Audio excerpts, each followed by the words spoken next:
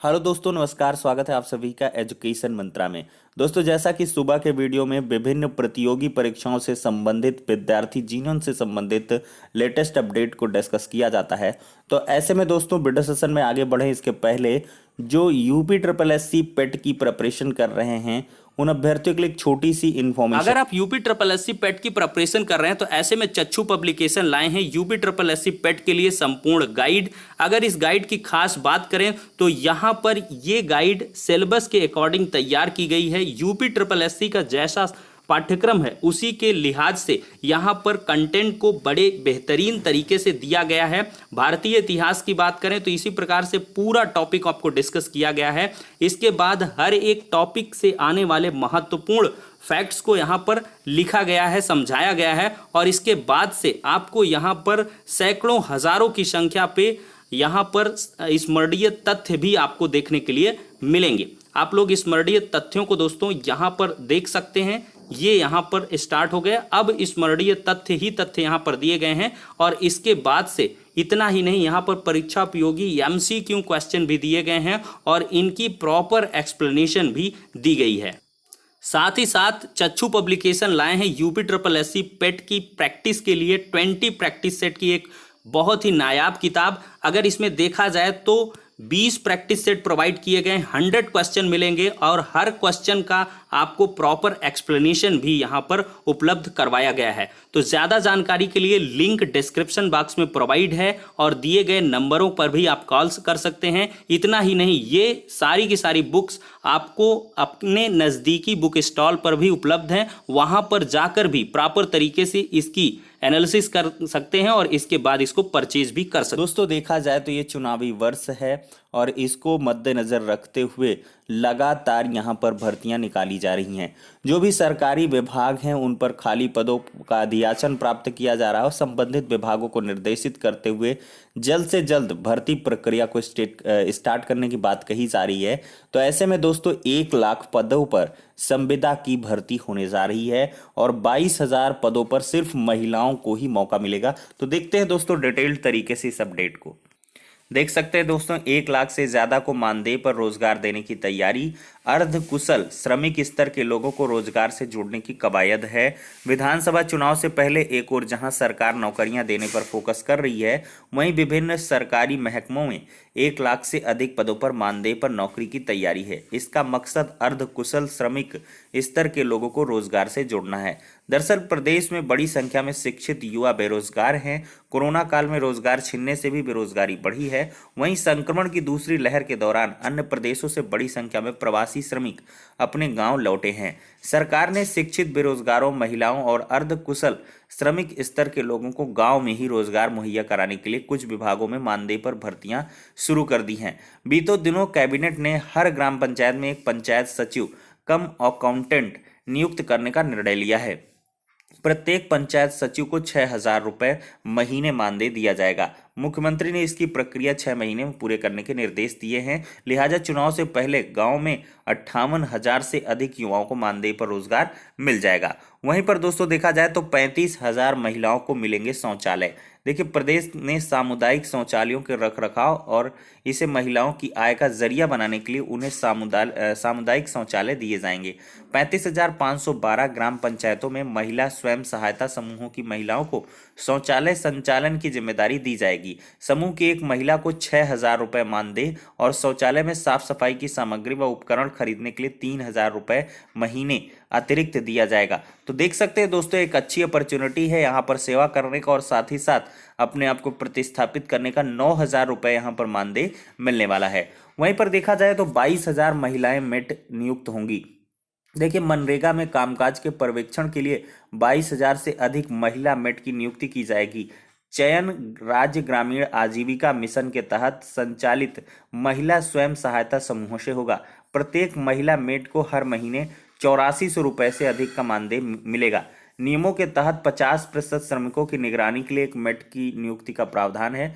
प्रदेश सरकार ने 50% महिला मेट नियुक्त करने का निर्णय लिया है। प्रदेश में वर्तमान में 22 लाख से अधिक श्रमिक रोजाना मनरेगा में काम करते हैं। ऐसे में करीब 44,000 मेट नियुक्त होंगे। इनमें से 22,000 महिला मेट नियुक्त होंगी। महिला मेट को अर्ध कुशल श्रमिक के बराबर यानी कि 320 रुपए से 405 रुपए प्रतिदिन की दर से महीने में 26 दिन का मानदेय दिया जाएगा। मनरेगा के अपर आयुक्त योगेश कुमार ने बताया कि मेट की नियुक्ति की कवायद शुरू हो गई, उन्हें प्रशिक्षण भी दिया जाएगा। तो देख सकते हैं दोस्तों, यहाँ पर लाखों पदों पर रोजगार देने की तैयारी चल रही है। दोस्तों देखा जाए तो कोरोना काल में ऑनलाइन क्लास ने भर्ती में जोड़ी नई शर्त, टीचरों की भर्ती के लिए नई योग्यता टेक फ्रेंडली। देखिए कोरोना के कारण लॉकडाउन में 1.25 साल में पढ़ाई लिखाई ऑनलाइन चल रही है। इस बदलाव ने शिक्षकों की अनिवार्य न्यूनतम योग्यता में भी परिवर्तन कर दिया है। अब स्कूल वाले टेक्नोलॉजी फ्रेंडली शिक्षकों को लेना पसंद कर रहे हैं ताकि डिजिटल प्लेटफॉर्म पर लग रही कक्षा में परेशानी ना हो।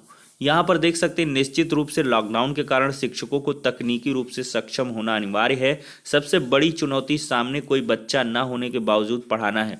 हम शिक्षकों को नियुक्त करने के बाद 3 दिन की ट्रेनिंग देते हैं। शिक्षण के लिए सबसे महत्वपूर्ण विषय और भाषा पर पकड़ और क्लास में अनुशासन बनाए रखना है, father Thomas Kumar principal saint Joseph बताते हैं। तो दोस्तों किसी भी विषय के हों शिक्षक, कंप्यूटर का ज्ञान जरूरी है। ऑनलाइन क्लास लेने में सहज शिक्षकों की मांग हो रही है।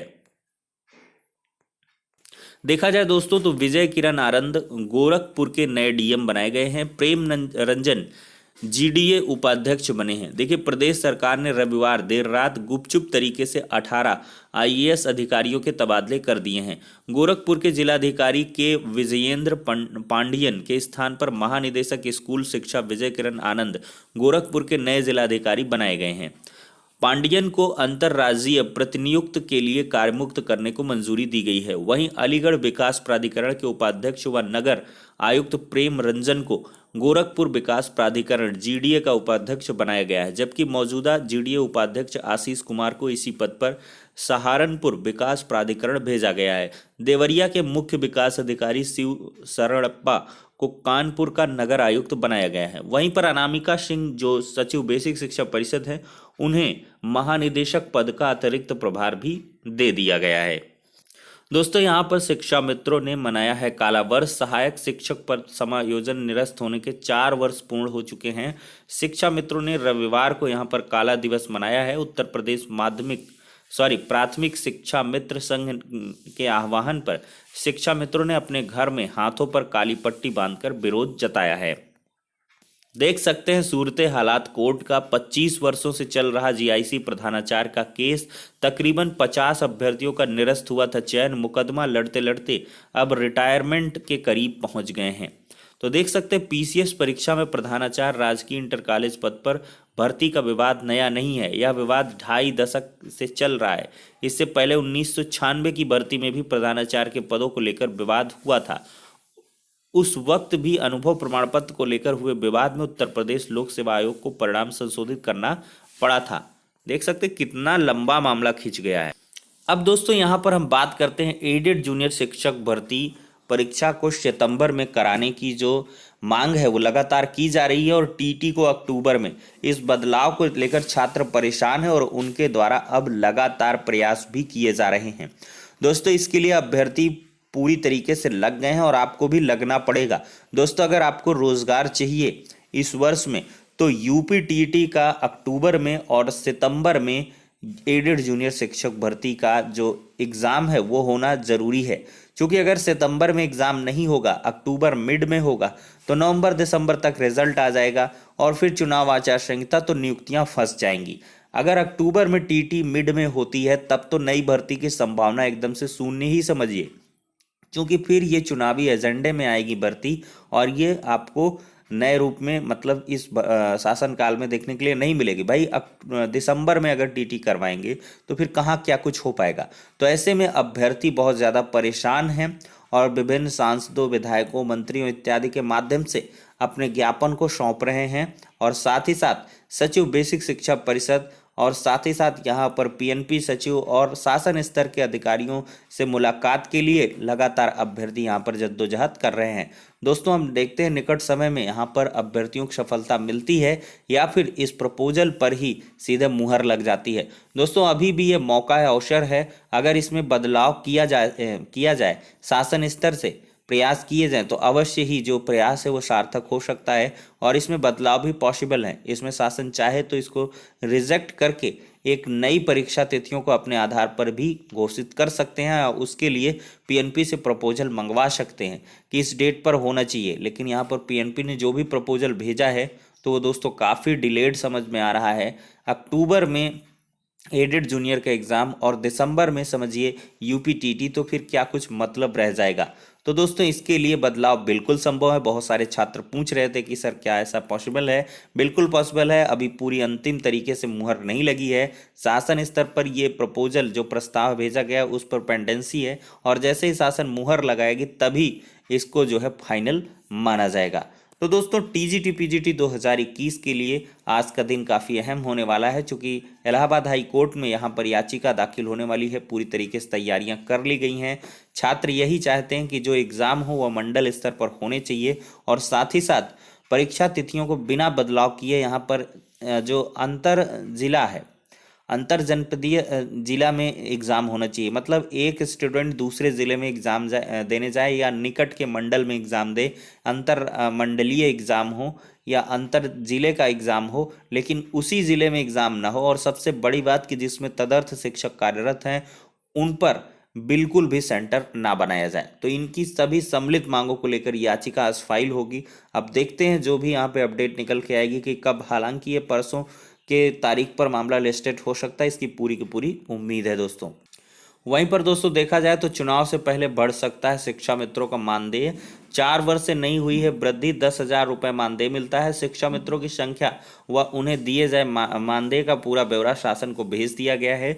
विजय किरण आनंद जी महानिदेशक बता रहे हैं। तो फिलहाल के लिए दोस्तों ये सारी अपडेट्स हो जाते हैं। नेक्स्ट वीडियो में